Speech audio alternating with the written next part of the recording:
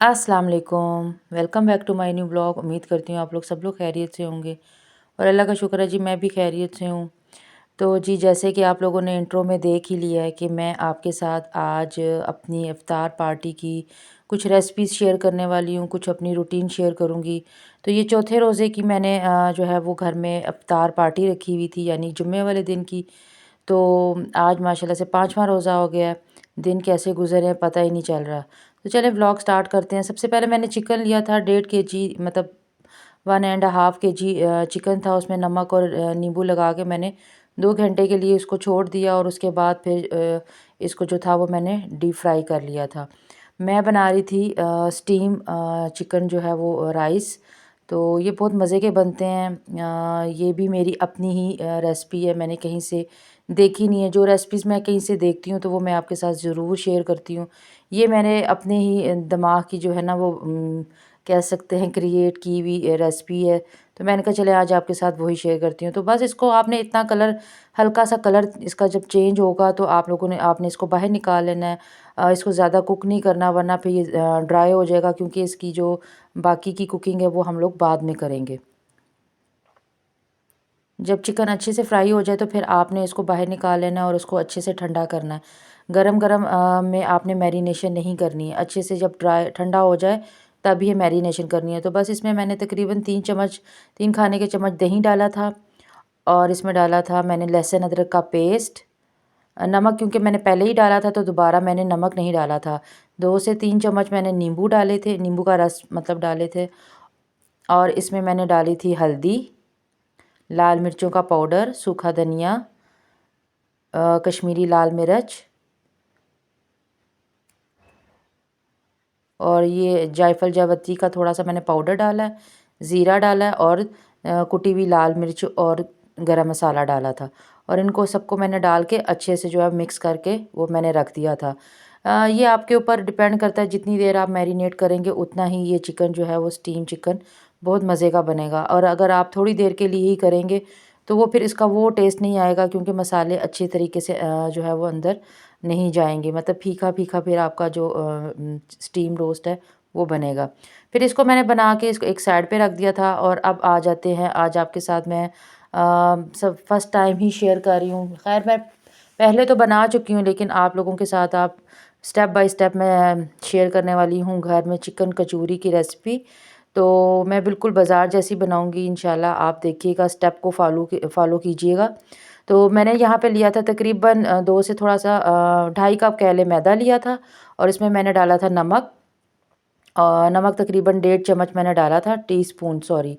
और इसमें मैंने डाला था घी, 2 खाने के बड़े चम्मच जो है वो घी डाल के आपने अच्छा सा उसको जो है वो मिक्स कर लेना है। और उसके बाद आपने हल्का-हल्का पानी, अच्छा जिस कप से आप मेजर करेंगे मैदा उसी कप से आपने पानी भी डालना है। तो मैंने जिस कप से मेजर किया था मैदा उसी कप का तकरीबन मैंने 1 मतलब 1 कप पूरा और 1 कप का चौथा हिस्सा जो है वो यूज़ किया था टोटल पानी।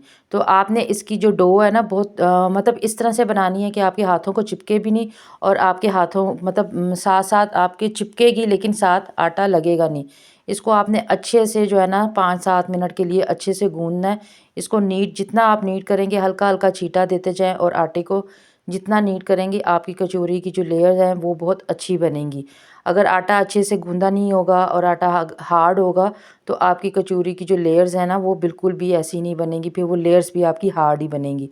तो आपने बस देखना इसे चिपचिपा सा आटा होगा, आपके हाथों को चिपकेगा नहीं, लेकिन फिर भी वो जब आप उसको हाथ मतलब फ़ील कर रहे होंगे ना तो आपके साथ जैसे वो मतलब इस तरीके का कोई इसका टेक्सचर आएगा। पूड़ी का आटा जो होता है वो थोड़ा-सा ज़्यादा सॉफ्ट होता है। तो ये समझिए, देखिए मैं हाथ आपको थोड़ा-सा आज क्योंकि मैं वीडियो मेरी लंबी थी तो मैंने आज आपको सारी चीज़ें जो थोड़ी-सी फ़ास्ट मोड में दिखाने की कोशिश की है, ताकि मैं आपको सारी चीज़ें जो है वो सिखा सकूँ, बता सकूँ। तो बस जी यहाँ पे मैंने अच्छे से उसको थोड़ा हल्का सा ऑयल लगा के तो उसको इसको भी मैंने तकरीबन आधे घंटे, और जितना आप इसको रेस्ट देंगे ना उतना ही अच्छा रिज़ल्ट निकल कर आएगा। लेकिन कम से कम हाफ़ एन आवर के लिए आपने इसको रेस्ट ज़रूर देना है। अच्छा यहाँ पे मैं आपको बता रही थी, ये एक बड़े बॉक्स में मैदा है और छोटे बॉक्स में जो है वो कॉर्नफ्लावर है।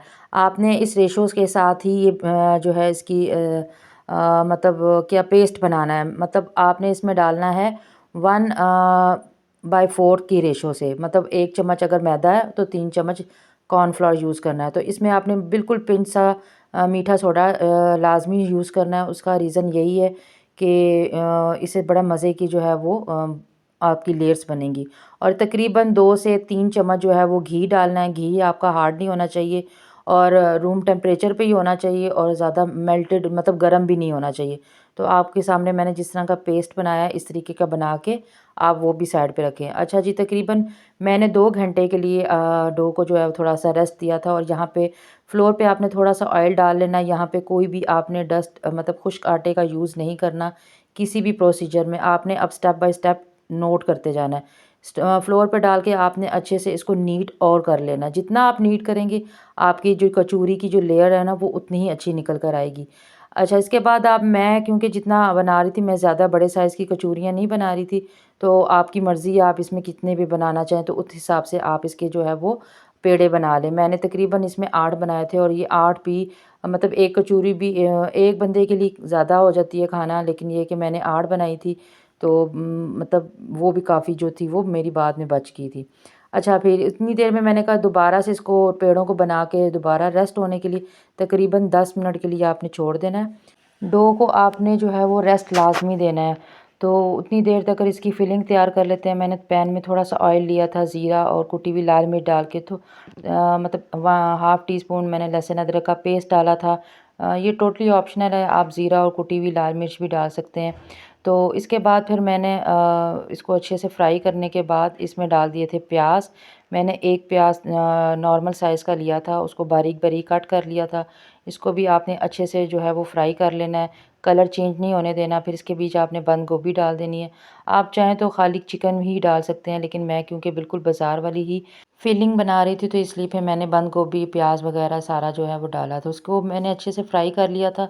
बस थोड़ी-सी सॉफ्ट होगी बंद गोभी, तो फिर आपने जो बॉयल किया हुआ, श्रेड किया हुआ चिकन डाल देना है। उसको आपने अच्छे से मिक्स करना है और उसमें फिर हरी मिर्चें मैंने डाली थी बारीक पीस मतलब कट करके। इसके बाद आपने नमक डालना है और इसके ऊपर आपने बस कम से स्पाइस डालते हैं और काली मिर्च आपने थोड़ी-सी ज़्यादा सी डालनी है। तकरीबन मैंने 1.5 चम्मच जो था वो खाने का, वो मैंने डाला था, क्योंकि बाज़ार वाली में आपने देखा होगा उसमें काली मिर्च ज़्यादा डली हुई होती है, तो फिर मैंने भी जो थी वो इसी तरह से डाली थी। और एंड बिल्कुल लास्ट में आपने इसमें सोया सॉस और मैंने चिकन पाउडर डाला था। चिकन पाउडर टोटली ऑप्शनल है, उससे ज़रा थोड़ा-सा टेस्ट अच्छा हो जाता है। मैंने कोई धनिया वगैरह इसमें यूज़ नहीं किया था। अब इसको आपने अच्छे से जो है वो फिलिंग को ठंडे होने देना है। जब तक फिलिंग बिल्कुल रूम टेम्परेचर पे ना आए, आप लोगों ने इसकी जो फिलिंग है वो बिल्कुल भी नहीं करनी। ये बिल्कुल मैंने लास्ट में चिकन पाउडर डाल के फ्लेम मैंने ऑफ़ कर दिया था और बस इसको अच्छे से जो है वो मिक्स कर दिया। फ्लोर पे आपने बार-बार ऑयल लाज़मी लगाना है, क्योंकि डस्ट हम लोग दूसरा ड्राई आटा बिल्कुल भी यूज़ नहीं करेंगे। तो इसको फिर आपने एक पेड़े को लेना है और उसको हाथ की मदद से फैला लेना है। किसी बेलन वगैरह का आपने यूज़ नहीं करना, बस हाथ का ही यूज़ करना है। फिर 1 चम्मच आपने इसके बीच जो हम लोगों ने पेस्ट बनाया था वो आपने डाल के हाथ की मदद से फैलाना है। चम्मच या किसी और चीज़ से नहीं फैलाना, क्योंकि अगर आपने चम्मच के साथ लगाएँगे तो हो सकता है आपकी जो डो है वो फट जाए। तो वो ऐसा मतलब करने से जो है ना आपकी कचौरी बिल्कुल ख़राब हो जाएगी। तो बिल्कुल आपने सॉफ्ट हैंड के साथ जो है इनको अच्छे से मिक्स करना है और जिस तरीके से मैंने लेयर्स बनाई हैं आपने बना के इसका एक स्क्वायर सा जो पेड़ा है वो रेडी कर लेना है। मतलब आपने सिर्फ़ ये देखें हाथ की मदद से इसको फैलाना है, जैसे अक्सर हम लोग पूड़ियाँ बनाने के लिए हाथ का इस्तेमाल करते हैं, वैसे ही बिल्कुल सेम करना है। किसी बेलन का यूज़ नहीं करेंगे। बेलन के यूज़ करने से ये होता है कि वो कहीं से मोटी और कहीं से पतली रह जाएगी। तो फिर कचौरी की जो लेयर्स हैं ना वो अच्छे से नहीं आएँगी। तो बस जो आपके हाथ पे बाकी का जो लगा हुआ होगा ना पेस्ट, तो वो आपने बाकी इसी तरह लेयर्स के ऊपर लगाते जाना है और इसी तरीके से मैंने दोबारा से इन 8 पेड़ों को दोबारा से रेडी कर लिया और इनको मैंने तकरीबन दोबारा से 15 से 20 मिनट के लिए रेस्ट दिया है। आपने इसको रेस्ट लाज़मी देना है। एक के बाद एक स्टेप नहीं करना। अगर आप एक के बाद एक स्टेप करेंगे तो उसका कोई फ़ायदा नहीं होगा। अच्छा देखें, अब मैंने दोबारा स्क्वायर पेड़े उठाए हैं। ये देखें इसमें लेयर्स बनना स्टार्ट हो चुकी हुई थी, क्योंकि जब आप रेस्ट देते हैं ना किसी भी चीज़ को, तो वो चीज़ जो है वो निकल कर आती है। इनमें थोड़े-थोड़े बबल्स और एयर्स आप जब इसको फैलाएँगे ना तो आपको फ़ील होंगे, तो यही आप समझें कि आपकी डो बिल्कुल परफेक्टली तैयार हो रही है। तो बस फिर इस दफ़ा आपने कोई भी इसमें पेस्ट या कोई सी भी चीज़ का यूज़ नहीं करना। बस आपने फ्लोर पे अपने ऑयल लगा के हल्के हल्के हाथों से उसको दोबारा उसी तरीके से उसकी तह लगानी है। और अच्छा, जब उसको दोबारा से आपने फिर 10 मिनट के लिए दोबारा रेस्ट देना है। हर स्टेप आप अगर इसी तरह से फॉलो करेंगे तो इंशाल्लाह आपकी पहली बारी में ही अच्छी सी जो है वो कचौरी रेडी होगी। अच्छा, फिर दोबारा से हम लोगों ने फ्लोर पे हल्का सा ऑयल लगाया और मैंने जो भी बैटर अपना मतलब फिलिंग बनाई थी, इसको मैंने 8 पार्ट में जो है वो कर लिया था, ताकि फिर इस तरह ये कि हर में फिलिंग एक जैसी ही जो है वो आएगी। तो बस फिर मैंने इसको फिल किया। अब आप देख लें मैं इसको कैसे बंद करती हूँ। किसी भी पानी की, किसी भी चीज़ की ज़रूरत नहीं है, क्योंकि हमारी डो माशाल्लाह से उसको इतना हम लोगों ने रेस्ट दिया है, वो ऑटोमेटिकली आप जहाँ पे जैसे करेंगे वो वैसे ही वहाँ पे सेट हो जाएगी। किसी भी चीज़ को लगाने की आपको ज़रूरत नहीं पेश आएगी। ये देखें, आपने इसी तरह से आपने एक के ऊपर एक तह जो है ना ऑपोजिट डायरेक्शन में इनको आपस में मिला देना है। तो ये देखें, बिल्कुल आपस में किसी भी, मैंने कोई पानी वगैरह मैंने यूज़ नहीं किया था। और ये भी आपने इसको बिल्कुल गोल शेप दे देनी है, फ्लैट नहीं करना। मतलब फ्लैट हम लोग जिस टाइम पे इसको फ्राई करेंगे उस टाइम पे करेंगे। तो आपने ऊपर से उसको अच्छे से बंद ज़रूर करना है। मैं एक और आपको बना के दिखा देती हूँ कि ये देखें, आपने हाथों की मदद से जो है इसको फैलाना है। अगर आप पोर्शन पहले ही बना लेंगे फिलिंग की, तो आपको वो काम करना आसान हो जाएगा। ये काम आप चाहें जिस दिन आपने कचौरी वगैरह बनानी है, तो ये आप सुबह के टाइम पे भी करके रखेंगे तो उतना ही अच्छा रिज़ल्ट आएगा। एट अ टाइम करने से ये होगा, एक तो आपको पास टाइम की बचत नहीं होगी। मतलब उस टाइम पे इफ्तारी का टाइम होता है, मेरे से भी थोड़ा सा मतलब मैनेज नहीं हो पाया लास्ट बिल्कुल मोमेंट पे। तो सब मेहमान आ चुके हुए थे, तो थोड़ा सा मेरा कल थोड़ा सा लेट हो गई थी। लेकिन ये अल्लाह का शुक्र है कि बहुत अच्छा जो है ना वो सारा सिस्टम मेरा हो गया था।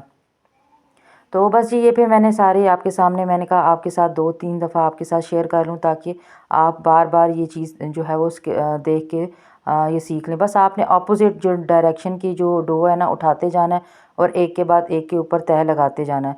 तो बिल्कुल आपने इसको पेड़े की शेप दे के तो अच्छे से दबा देना है और दोबारा से इसको हाफ़ एन आवर के लिए दोबारा रेस्ट दे देना है। रेस्ट दिए बगैर अगर आप बार बार डायरेक्ट हर चीज़ करेंगे तो उसका वो रिज़ल्ट निकल कर नहीं आएगा। अच्छा जी, उसके बाद ये था कि मैंने बना के रखी हुई थी ये धनिया, पुदीना, हरी मिर्चें वगैरह सारा कुछ। मैं क्योंकि ग्रीन चटनी ख़त्म हो गई थी, तो मैंने कहा चलें, पहले मैं बना रही थी माश की दाल और माश और मूंग की दाल के बड़े बना रही थी। तो उससे पहले मैंने कहा क्योंकि मुझे चटनी वगैरह उसमें भी चाहिए थी, तो इसलिए मैंने कहा चलें मैं पहले ही इसको बना के रख लेती हूँ। और फिर क्योंकि मैं एक हफ़्ते की ज़्यादा से ज़्यादा बना कर रखती हूँ, मेरी फिर भी वो जो मैंने लास्ट आपसे चटनी की व्लॉग शेयर किए थे, तो मेरी वो ख़त्म हो चुकी है, क्योंकि ग्रीन चटनी ज़्यादा यूज़ की जाती है। तो अच्छा जी, ये अब मैंने क्या किया था, थोड़ा सा धनिया, पुदीना, हरी मिर्चें, मैंने 2 से 3 हरी मिर्चें दोबारा डाली थी जग में, यानी ब्लेंडर के जग में। और इसमें डाला था लहसुन अदरक का पेस्ट 1 खाने का चम्मच। और इसमें मैंने डाली लाल मिर्चें, नमक, और इसमें मैंने डाला था हल्दी। हल्दी बिल्कुल थोड़ी डालिएगा। सूखे धनिया मैंने 2 खाने के चम्मच डाले थे, और कुटी हुई लाल मिर्च भी मैंने 2 खाने के चम्मच डाले। ज़ीरा मैंने 1 खाने का चम्मच डाला था। और ये माश की दाल मैंने रात भर भिगो के रखी थी। ये भी आपने मेजरिंग कप जिससे करना है उसी कप से आपने जो है वो पानी इसका यूज़ करना है, तो आपका बिल्कुल परफेक्ट जो है वो भल्ले बन के रेडी होंगे। तो सबसे पहले आपने ये करना है कि मैंने तकरीबन 1.5 कप माश की दाल और हाफ़ कप, ये मैंने ना खिचड़ी वाली जो दाल होती है इसको मैंने भिगोया था। भिगो के इसकी कुछ ऊपर से छिलके मतलब आप जब भिगोते हैं ना तो छिलके अलग हो जाते हैं, कुछ मैंने निकाल दिए थे और कुछ जो थे वो मैंने बीच में शामिल किए थे। इससे जो है ना बड़ी अच्छी बाइंडिंग का आपको मिलता है इफ़ेक्ट। अच्छा, फिर इसमें मैंने तकरीबन उसी कप से मैंने मेजर किया था, और तकरीबन हाफ़ कप से थोड़ा सा ज़्यादा पानी जो है ना मैंने यूज़ किया था टोटल।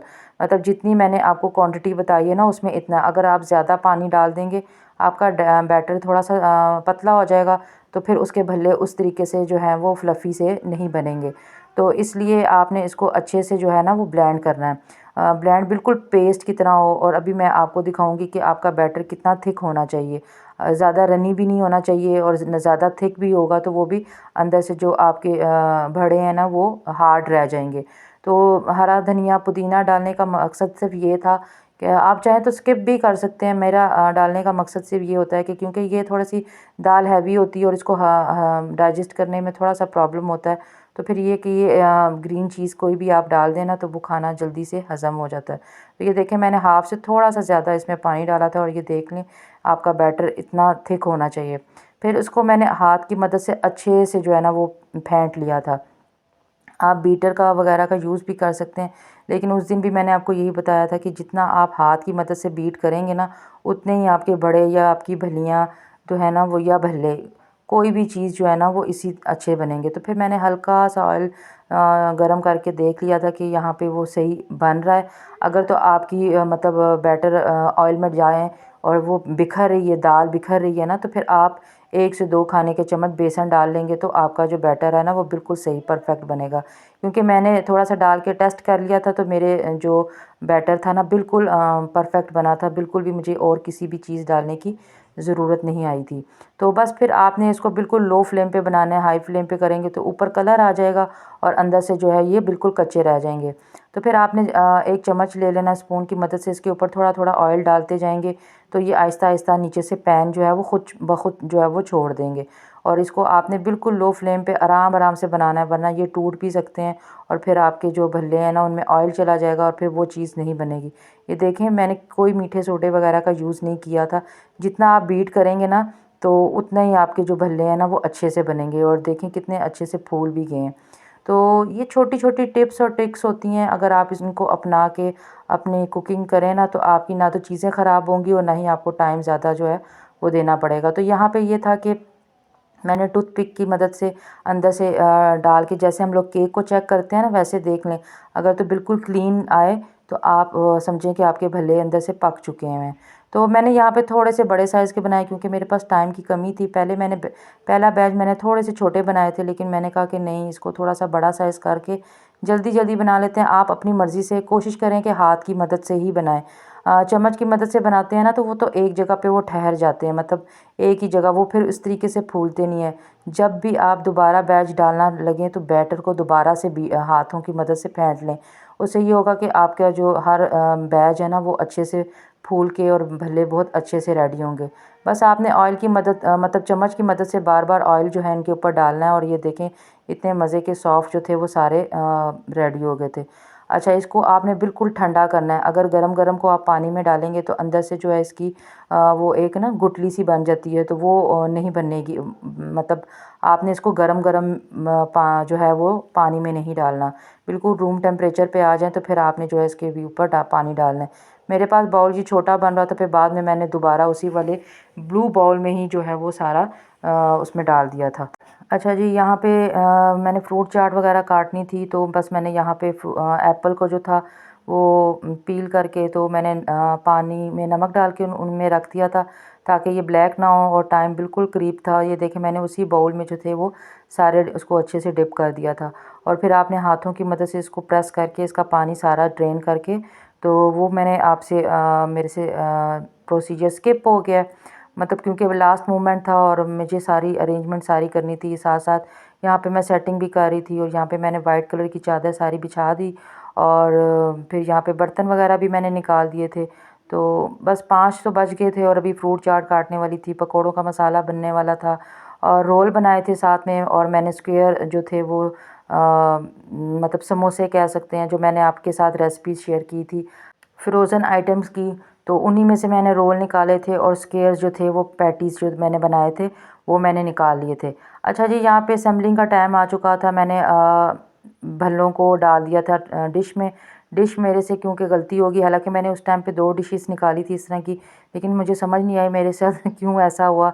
तो और मैंने फिर एक ही डिश में जो है ना वो सारा कुछ डालने की कोशिश की। दही मैंने सिंपल बीट किया था, इसमें मैंने कोई चीज़ भी शामिल नहीं की थी, कोई चीनी कोई कुछ भी शामिल नहीं किया था, और बस अच्छे से उसको बीट किया था। अगर आपको दही ज़्यादा थिक लगे तो थोड़ा सा इसमें दूध डाल के तो आप उसको अच्छे से बीट कर लें। दही को अच्छे से आपने फेंटना ज़रूर है। तो बस फिर बाकी की जो चटनियाँ, ये तमाम चटनियों की जो रेसिपीज़ हैं वो मैं आपके साथ जो है वो शेयर कर चुकी हूँ। आप चाहें तो मेरे चैनल पे जाके ये सारी चटनियों की रेसिपीज़ जो हैं वो देख सकते हैं। तो बस फिर मैंने इसी तरीके से लेयर्स बाय लेयर लगा के दही वगैरह ऊपर डाल के और चटनियाँ डाली, और साथ साथ चाट मसाला डाल के, तो मेरे ये रेसिपी बिल्कुल कंप्लीट हो गई।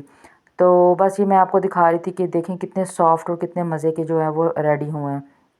क्योंकि इस टाइम पे हर चीज़ आपको दिखाना और उस तरीके से प्रेजेंट करना थोड़ा सा मुश्किल हो जाता है, क्योंकि रमज़ान है, रमज़ान में आपको पता है एक परफेक्ट टाइम के ऊपर आपने सारी चीज़ें रेडी करनी होती हैं और इस टाइम पे बिल्कुल भाग दौड़ लगी होती है। तो मैं बस जितना मैं आपके साथ शेयर कर सकी हूँ ईज़िली, क्योंकि वीडियो भी खुद ही बनानी और काम भी खुद ही करना, तो जिसकी वजह से थोड़ा सा मेरे लिए परेशानी बन गई। तो बस मैंने कोशिश की आपके साथ सारा कुछ शेयर करूँ। तो मैंने पकौड़ों में आलू, बैंगन और पालक डाली थी, हरी मिर्चें डाली थी, प्याज मैंने नहीं डाला था।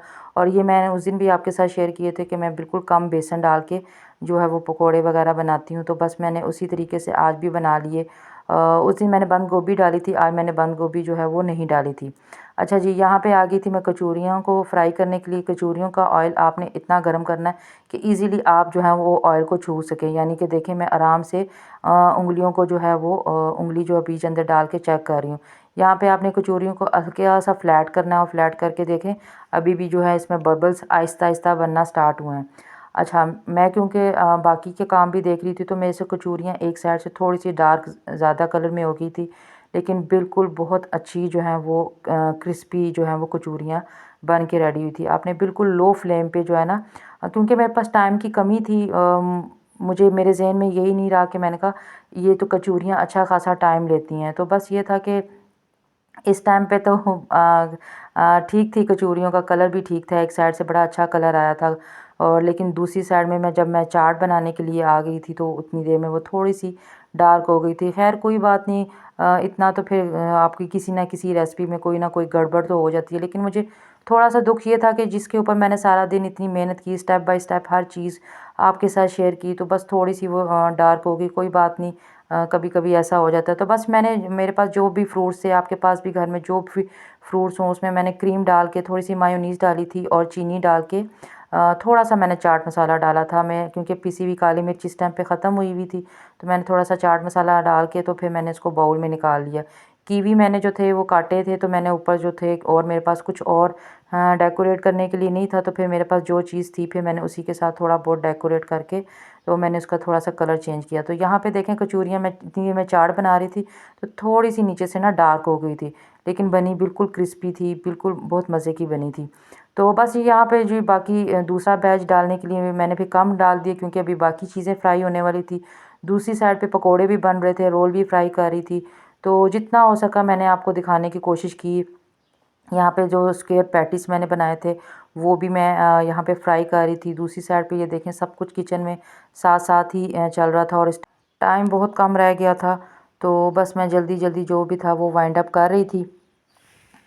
तो यहाँ पे देखें कुछ चीज़ें मैंने लगा दी थी, सेट कर दी थी, साथ साथ मेरा बेटा और हस्बैंड दोनों लगे हुए थे।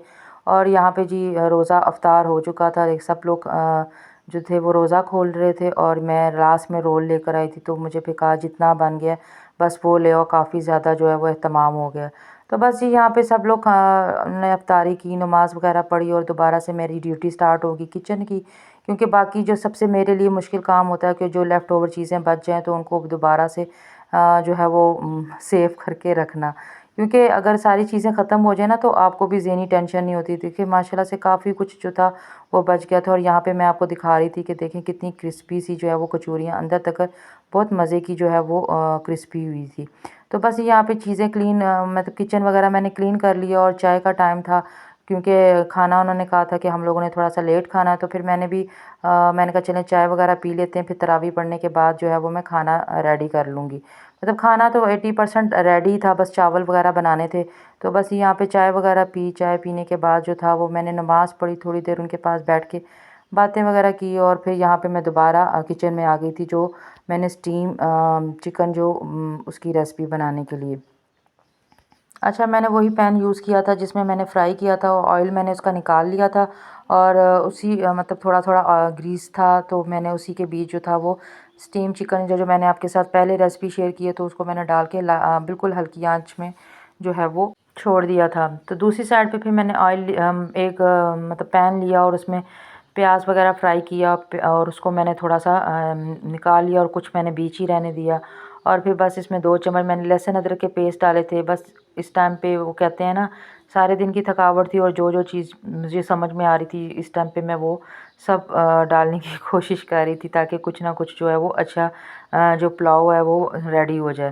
लेकिन माशाल्लाह से बहुत मज़े का बना था। हरी मिर्चियाँ डाली थी, साबुत गरम मसाले डाल के उसको मैंने अच्छे से फ्राई किया, और उसके बाद मैंने टमाटरों को मैंने क्रश किया था, मतलब पेस्ट बन डाल सकते हैं आप, तो वो मैंने डाल के उसको अच्छे से फ्राई करने के बाद मैंने इसके बीच में डाले थे नमक और सूखा धनिया, जो क्रश्ड किया हुआ होता है ना, वो डाला था। बहुत कम स्पाइसेस के साथ ये इसका जो राइस है वो रेडी होते हैं। और उसके बाद 3 से 4 चम्मच मैंने दही के डाल के उसको अच्छे से मैंने जो है वो भून लिया था, और उसमें फिर थोड़ी सी काली मिर्च वगैरह डाली। काली मिर्च आपने इसमें जो है ना वो कूट के डालनी है फ्रेश।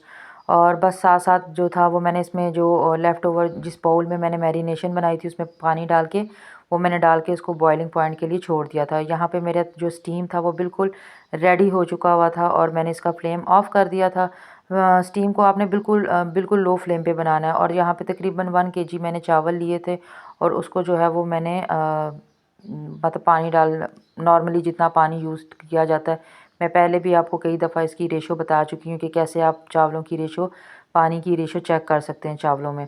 तो मैंने इसमें ना थोड़ा सा जायफल जावित्री का पाउडर भी डाला था, और लास्ट में ज़ीरा डाल के तो मैंने इस चावलों का पानी जब बिल्कुल खुश्क हो जाएगा तो फिर लास्ट में आपने इसके ऊपर आपने ये जो स्टीम किया हुआ चिकन है वो डाल के ऊपर से फूड कलर डालने। फूड कलर टोटली ऑप्शनल है, आप चाहें तो स्किप भी कर सकते हैं। और थोड़ा सा मैंने केवड़ा के जो ड्रॉप्स थे, केवड़ा एसेंस, उसके ड्रॉप डाले थे, और साथ में ऊपर फ्राई किया हुआ प्याज। और दम आपने तकरीबन इसको हाफ़ आवर के लिए लाजमी देना है, तो इसीलिए बहुत मज़े का और खिला खिला चावल बनेगा। तो ये थी मेरी आज की रेसिपीज़। उम्मीद करती हूँ आप लोगों को पसंद आई होगी। ये वाला पुलाव मेरे कहने पे रमज़ान में, ईद पे कभी भी ज़रूर ट्राई कीजिएगा, और कमेंट करके मुझे ज़रूर बताइएगा कि आप लोगों को मेरा आज का ब्लॉग कैसा लगा, आज की मेरी रेसिपीज़ कैसी लगी। हम लोग इतनी मेहनत, इतनी एफ़र्ट करते हैं, तो प्लीज़ मेरे चैनल को, जो नए आने वाले, प्लीज़ चैनल को सब्सक्राइब कीजिएगा। Thank you for watching. अल्लाह हाफ़िज़।